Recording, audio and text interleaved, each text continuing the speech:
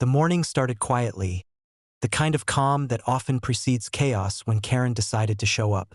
This time, she claimed that I had violated HOA rules and issued a fine of $250,000. According to her, my property, my land, was somehow in breach of regulations she thought she could enforce. Naturally, I had anticipated such an escalation. I was on the porch reviewing the latest property improvements when Karen stormed into view, clipboard in hand, her expression one of righteous indignation. "You are in violation," she shouted. "You must pay the fine immediately." I set my cup of coffee down and stood, smiling faintly. "Karen, this is private property. Those violations are meaningless.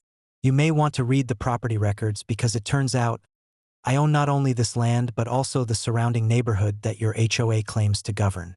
Your fines, threats, and rules are legally irrelevant."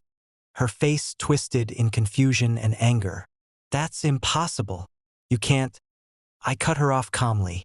"Actually, it's entirely possible. And now that you know, I suggest you leave before things get much more complicated for you." Karen attempted to step forward, waving her clipboard as though it would magically enforce her authority. But I had anticipated her theatrics. The moment she crossed the threshold, the property's security system recorded every step, every gesture, and every word she spoke.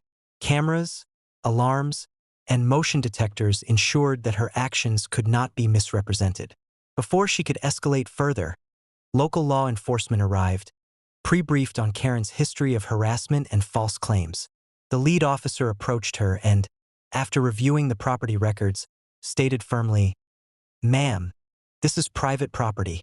The resident has full legal ownership. Any attempt to enforce HOA rules here is considered harassment and trespassing. You must leave immediately." Karen's face turned pale. Her imagined authority crumbled before her eyes. She sputtered, trying to argue, but the officers ignored her. Her threats and claims were worthless against law, ownership, and careful preparation. By mid-morning, Karen had retreated, muttering about conspiracies and unfair treatment. Neighbors, who had watched from a distance, whispered among themselves, astonished at how decisively the situation had been handled.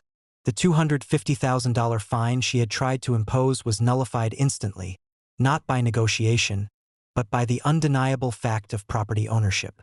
I later reviewed the security footage, documenting every interaction, ensuring that any future attempts at harassment could be met with evidence and swift legal action. By the time the sun was high in the sky, the neighborhood was buzzing with the story.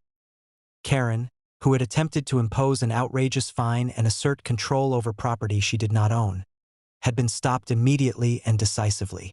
The day ended quietly, my property fully secure and my family safe. Karen's reputation for overconfidence and meddling had suffered yet another blow. Her attempts to enforce rules on land that legally belonged to me had failed spectacularly, reinforcing the lesson that preparation, legal authority, and calm decisiveness always triumph over audacity and entitlement.